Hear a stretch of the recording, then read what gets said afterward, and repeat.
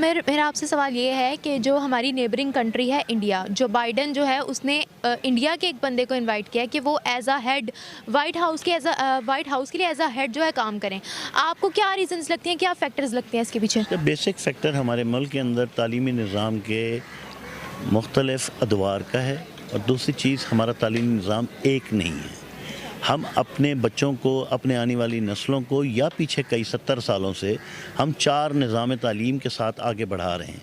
जब 4 निज़ाम तालीम के साथ आगे बढ़ाएंगे, मतलब बच्चा जो है वो अपने गांव देहात से उठ के वो अपनी या तो मकामी लैंग्वेज में या उर्दू लैंग्वेज में पढ़ कर आता है, पढ़ के आने के बाद शहरों में वो मैट्रिक के बाद आपके कॉलेज में आता है तो उसको एक नया निज़ाम तालीम मिलता है, वो पिछला वाला भूल जाता है। दूसरे इसमें सेकंड स्टेज पे जब वो यूनिवर्सिटी की साइड पे जाता है उसको निज़ाम तालीम दूसरा मिलता है। और हमारा अलमिया ये है निज़ाम तालीम का कि जो हम पढ़ते हैं उसको हम अपने माशरे में या हमारी जो कंपनीज़ हैं वो उसको अप्लाई करती नहीं हैं। बीकॉम स्टूडेंट जो है वो अकाउंट पे लगने के बजाय, कि आप यहाँ पर गवर्नमेंट का फॉल्ट भी बता रहे हैं। गवर्नमेंट का फॉल्ट तो है ही ना, आपका निज़ाम तालीम फेल हो चुका है। आपका निज़ाम तालीम आपके पास है ही नहीं, आपका सिलेबस आपका अपना नहीं है। इंडिया के अंदर हर 5 साल के बाद सिलेबस हमारा अपना नहीं है, इसमें आपको गवर्नमेंट का फॉल्ट नहीं लगता? वही आपसे कह रहा हूँ ना, जब आप सिलेबस हमेशा गवर्नमेंट्स ही चेंज करती हैं। सेकेंडली हमारा सबसे अहम मसला ये है कि हमारा हर शहर का और हर सूबे का सिलेबस अलग है। हम एक चीज़ एक ही शहर के अंदर 4 स्टूडेंट को मुख्तलिफ़ जगहों पे पढ़ा रहे हैं। लम्स में जो चीज़ पढ़ाई जा रही है वो पंजाब यूनिवर्सिटी में नहीं है, जो पंजाब यूनिवर्सिटी में पढ़ाई जा रही है वो यूएमटी में नहीं है, और जो चीज़ यूएटी में पढ़ाई जा रही है वो एनडी में नहीं है, जो एनडी में पढ़ाई जा रही है वो डोमेटिक अपना दाऊद इंजीनियरिंग में नहीं है। हमारा अलमिया यही है कि जब हमारा स्टूडेंट 4 निज़ाम तालीम से पढ़कर सामने आता है तो मुल्क के अंदर क्रिएटिविटी नहीं है, प्रोडक्टिविटी नहीं है, जीडीपी नहीं है, हमारी वो इंडस्ट्रीज़ फ्लरिश होती नहीं है।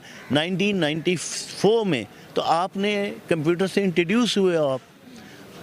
इंडिया 1974 के अंदर कंप्यूटर के साथ इंट्रोड्यूस हुआ है। इंडिया के अंदर 5 ऐसी बड़ी स्टेट हैं जहाँ सॉफ्टवेयर स्टेट्स कहलाई जाती हैं, जैसे बेंगलोर हो गया। पाकिस्तान में कोई एक आप मुझे बता दें इरफा करीम टावर के अलावा कोई ऐसा सिस्टम या ऐसा निज़ाम जो आपके निज़ाम तालीम को इंटरनेशनली कम्पीट करता हो। तो सवाल ये है कि जो बाइडन है ना, उसने वाइट हाउस के हेड के लिए एक इंडियन है जिसका नाम है गौतम राघवन, उसको चूज़ किया है। तो आपको क्या क्या फैक्टर्स लगते हैं कि उन्होंने एक इंडियन को चूज़ किया है, हम में से कोई क्यों नहीं? देखिए, अगर हम अपने वो जो अंदरूनी इख्तिलाफात है जो हम दोनों मुल्कों के दरमियान है, अगर हम इसको बलाई ताक रख दें तो इंडियंस की मतलब हमें ये मानना पड़ेगा कि वो एजुकेशन सिस्टम में, टेक्नोलॉजी में और हर मैदान में हमसे अब आगे हैं। हम पाकिस्तानी कौम उनसे पीछे रह गई है और ये हमारी एज ए नेशन कमी है। तो वो क्या वजह है जो हम उनसे पीछे हैं और वो कैसे पूरी हो सकती हैं? देखिए, हम अब सिर्फ ब्लेम करते हैं कि हमारा जब लीडर ठीक होगा तब हम ठीक होंगे। इसका मतलब है कि उनकी गवर्नमेंट अच्छी है, उनकी गवर्नमेंट की पॉलिसीज़ अच्छी हैं इंडिया की। गवर्नमेंट देखिए, सिर्फ गवर्नमेंट से नहीं चलेगा ना, हर एक पर्सन को, हर एक इंडिविजुअल को कंट्रीब्यूट करना पड़ेगा, तब हम आगे जा सकेंगे। ऐसे नहीं आगे जा सकेंगे कि इमरान खान ठीक होगा, नवाज शरीफ ठीक होगा, जरदारी ठीक होगा, इससे सारी कौम ठीक नहीं हो सकती। इसके पीछे यही रीज़न्स है ना कि थोड़ा सा हमारा एजुकेशन सिस्टम जो है उसको हम इम्प्रूव दिन ब दिन कर रहे हैं, लेकिन हम इसमें मज़ीद यही चाहेंगे कि मज़ीद इसको हम और इम्प्रूव करें। लाइक अगर आप इंडिया में बात करते हैं, इंडिया में बहुत सी मल्टी इंटरनेशनल कंपनी हैं जो उसको ग्रूम दिन ब दिन जो है वो अपने आप को ग्रूम कर रहे हैं, जहाँ हम अपने आप को ग्रूम नहीं कर पा रहे हैं। तो उसकी वजह यही है कि इंडिया हमसे ज़्यादा फास्ट है टेक्नोलॉजी के अंदर। अगर आप आईटी डिपार्टमेंट की बात करती हैं तो इंडिया बहुत आगे है हमसे। हर डिपार्टमेंट में ही आ गया, चाहे वो आईटी हो, चाहे वो एग्रीकल्चर हो, चाहे मेडिकल हो, चाहे स्पेस की बात हो, तो वो लोग जो है हर लिहाज से हमसे आगे जा रहे हैं। मैम बेसिकली अगर आप देखें तो आईटी डिपार्टमेंट के अंदर इंडिया बहुत हमसे आ गया है।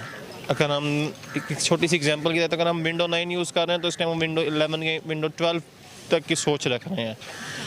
लेकिन अगर आप एग्रीकल्चर में आते हैं तो एग्रीकल्चर में हमारी भी काफ़ी अच्छी जो है हमारी होगी, लेकिन इंडिया की एग्रीकल्चर के हवाले से जो एक्सपोर्ट्स हैं वो बहुत ज़्यादा हैं। एग्जैक्टली क्योंकि इंडिया पाकिस्तान से भी तो काफ़ी बड़ा है। इसमें ये बात भी है ना कि एजुकेशन की, तो जो इंसान ज़्यादा पढ़ा लिखा होगा, क्वालिटी होगी उसमें, उसकी एबिलिटी होगी, तो आई थिंक अमेरिकन एबिलिटी को देखते हैं, एजुकेशन एबिलिटी, उसकी जो काबिलियत है उसकी बिना पर उसको बनाया गया। जो बाइडन अगर बुला रहा है तो वो इसलिए बुला रहा है कि 135 करोड़ के अंदर से 5 आदमी निकालना उनके लिए मुश्किल नहीं है, लेकिन हमारे 22 करोड़ आवाम में से एक आदमी निकालना नामुमकिनात में से है। अच्छा, जैसा कि मैंने अभी आपको बताया है कि इंडिया का ये इनिशिएटिव, मैंने आपको इंडिया का बताया, इंडिया जो है हर बढ़ते दिन के साथ जो है हर फील्ड में कदम बढ़ाना से शुरू कर दिया, चाहे वो आईटी की बात हो, चाहे वो मेडिकल की बात हो, एग्रीकल्चर की या एक्सपोर्ट्स की, हर रेस में जो है इंडिया बहुत ज़्यादा आगे बढ़ता जा रहा है। तो आपको ये सब जो उनकी ग्रोथ हो रही है, ये ऑब्वियस सी बात है एजुकेशन की वजह से हो रही है। तो आपको क्या लगता है कि हम अपनी एजुकेशन जो है वो बेहतर कर पाएंगे? क्या हम लोग भी इस रेस में आगे बढ़ पाएंगे? नहीं, हमारी प्रायोरिटी एजुकेशन नहीं है ना, क्वालिटी एजुकेशन तो है ही नहीं। इसके ज़िंदा मिसाल ये है कि लास्ट 2 ईयर से कोविड की वजह से हमने जो अपने स्टूडेंट का हाल किया है, क्या वही हाल इंडिया ने किया? पूरी दुनिया में ये मामला कोविड का आया था ना, उस कोविड के उस पूरे दुनिया के मामले को दुनिया ने जिस तरह निपटा कि हमने उस तरह निपटा। हमने ये ज़रूर किया कि 1100 के जो नंबर से उसमें हमने 1105 भी दे दिए। हमारे स्टूडेंट्स के साथ ये भी हुआ है, हमारे स्टूडेंट के साथ ये हुआ है कि हमारा जो स्टूडेंट है, जो उसका कोर्स की वो किताब भी पढ़ना नहीं जानता, वो हमारे सामने मौजूद है। जब इस कौम की प्रायोरिटी तालीम ना हो, तहजीब ना हो, वो इसी तरह से बर्बाद होती है। अगर हम ये सोच रखेंगे तो फिर हम कैसे तरक्की करेंगे? हमारी सोच ये होनी चाहिए कि हमने जो तालीम यहाँ हासिल करनी है, हमने इसी मुल्क में अपने आप को लगाना है।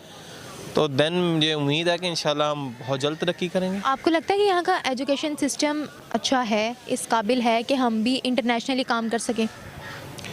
बहुत सी यूनिवर्सिटीज़ ऐसी हैं जो अपने आप को अब ग्रूम्स कर रही हैं। लाइक मैं आपको एक सबसे अच्छी एग्जांपल देता हूँ मिनहाज यूनिवर्सिटी लाहौर की, कि उसने अपने आप को बहुत ग्रूम किया है। क्योंकि उनका एजुकेशन सिस्टम भी वही पुराना सिस्टम है। देखो ना, अगर हम अपने बच्चों को अब O लेवल A लेवल कह रहे हैं तो हमें शुरू से ही करना चाहिए था ना। तो इंडिया में एजुकेशन सिस्टम वो ब्रिटिश ही है पुराना, तो उसके मुताबिक ही वो करते हैं। वो कहते हैं जी जो है मजहबी तालीमात वो ठीक हैं, लेकिन जो होती है ना वर्ल्डली, उसके साथ चलना चाहिए कि वर्ल्ड में हमें बाहर निकलना है। जैसे कंप्यूटर है, कंप्यूटर साइंसेस है, इस तरह की चीज़ें तो ये सीखनी चाहिए। कुछ चीज़ों के लिए कि हम सिर्फ मेडिकल करते हैं तो जॉब के लिए करते हैं। आपको लगता है कि हमारा जो एजुकेशन सिस्टम है वो अच्छा है? नहीं, मुझे नहीं लगता। कुछ सिस्टम्स के अलावा पाकिस्तान में कोई एजुकेशन सिस्टम अच्छी नहीं है। तो फिर भारत हमसे इस वजह से आगे जा रहा है क्योंकि हमें एजुकेशन का डिफरेंस आ रहा है? हाँ, बिल्कुल आ रहा है, और वो टेक्नोलॉजी के साथ साथ अपने आप को अपडेट कर रहे हैं। बर्बाद होने जा रहे हैं और हो चुके हैं। इंडिया की आज से नहीं, 1901 से उनकी एक ही पॉलिसी थी। जब इंडिया नहीं मुकम्मल हिंदुस्तान था, बर्रे सगीर था, वहाँ भी उस वक्त भी प्रायोरिटी तालीम थी। लेकिन हुआ ये है कि हमें 4 तबक़ात के साथ जोड़ने के बाद ख़ास तौर पे मुसलमानों को तालीम से दूर किया गया। हालांकि हमारा सबसे बड़ा इंस्टीट्यूट इंडिया के अंदर अलीगढ़ इंस्टीट्यूट था, जिससे हम कामयाबी हासिल कर सकते थे, लेकिन हमने नहीं की क्योंकि हम दूसरे मसाइल की तरफ चले गए। आज भी पाकिस्तान के अंदर तब्दीली के नाम पे, तालीम के नाम पे, सेहत के नाम पे गवर्नमेंट लाई गई। तालीम का एक प्रोजेक्ट बता दें जो पिछले 3.5 सालों में कहीं पे भी खोला गया हो, कोई एक नया प्रोजेक्ट जिससे स्टूडेंट को कोई फ़ायदा पहुँचे। क्या स्टूडेंट को कहीं हमारे वजीफ़े मिलते हैं? HEC हमारी जो है स्टूडेंट को सपोर्ट करती है। हमारे PhDs का हाल देख लें, PhD डॉक्टर जो है वो सिर्फ लोगों से थीसिस लिखवा के जमा कराता है। पंजाब यूनिवर्सिटी में एक नहीं, ये 85 केस पकड़े जा चुके हैं। लम्स में ये 85 केस। जब आपका स्टूडेंट कि हम मेहनत करना जानते ही नहीं हैं। हम मेहनत करना इसलिए नहीं जानते कि चीज़ें आसानी से हमें मिल जाती हैं ना। जब चीज़ें आसानी से मिले, क्या इंडिया में आपको इस तरह का कोई एक कंट्रोवर्शियल केस आज तक मिला है? तालीम के हवाले से वो बहुत बड़ा मुल्क है और वो इस्टेब्लिश्ड मुल्क है। हमें इस्टेब्लिश्ड मुल्क मिला नहीं था। हमारा आलम यह है कि पाकिस्तान में जितने बड़े तालीमी इदारे जो हैं मौजूदा, वो हमारे बनाए हुए नहीं हैं, ना हमारे हुक्मरानों ने बनाए हैं। वो तमाम के तमाम जो इस पाकिस्तान में रहते थे उस वक्त के हिंदुस्तान में, हिंदुओं ने या पारसियों ने या सिखों ने बना के दिए हैं। आपका अपना कौन सा इदारा है? मुझे ये बताएं कि भारत जो है वो दिन ब दिन एक लीडिंग रोल प्ले कर रहा है दुनिया की हर फील्ड में, ठीक है? तो आप इस चीज़ का जो क्रेडिट है किसको देना चाहेंगे? उनके गवर्नमेंट को, उनके लोगों को, या किसको? मैं इसका क्रेडिट जो है उनकी यूथ को देना चाहूँगा। यूथ को देना चाहोगे? देना चाहूँगा क्योंकि उनके पास बहुत सारी चीज़ें ऐसी हैं, उनके पास मोटिवेशंस हैं जो दिन ब दिन तरक्की कर रहे हैं, अपने आप को मोटिवेट कर रहे हैं। अगर वही मोटिवेशंस हम अपनाते हैं तो उम्मीद है कि हम भी इसी तरह तरक्की यानी कि हमें उनको देखकर कुछ सीखना चाहिए, आप ये कहना चाह रहे हैं? बिल्कुल बिल्कुल, हमें उनको देख के वाकई बहुत कुछ सीखना चाहिए। अगर कोई इदारा है तो ना ही हम तवज्जो दे रहे हैं इस तरफ। तवज्जो हमारी प्रायोरिटी नहीं है ना। प्रायोरिटी हमारी सड़कें, पुल है, हेल्थ कार्ड है, शोबदेबाजी है, मीडिया। नमूदो नुमाइश को हम लोग ज़्यादा प्रेफर कर रहे हैं एज़ कम्पेयर टू कि कोई मुल्क की बेहतरी के लिए कोई काम करें हम। हमारे पास है ही कुछ नहीं ना। कोई एक चीज़ सामने लाए ना। क्या आपको स्कॉलर्स आपको डिबेट करते नज़र आते हैं? स्टूडेंट कहीं चाय खानों में डिबेट करते नज़र आते हैं? स्टूडेंट किसके ऊपर डिबेट कर रहे हैं? स्टूडेंट करके आप इस वक्त लिबर्टी में हैं। इस वक्त लिबर्टी में आप किसी भी स्टूडेंट को उठा लें, उससे पूछें, उसको कुछ भी नहीं पता। आप चलें यही कर लें, यहाँ आप लोग खड़े हैं ना, सिर्फ स्टूडेंट को ये आने वाले जितने लोग हैं तालीम का अंदाज़ा लगा लीजिए। पूछ लें 25 दिसंबर को क्या हुआ था।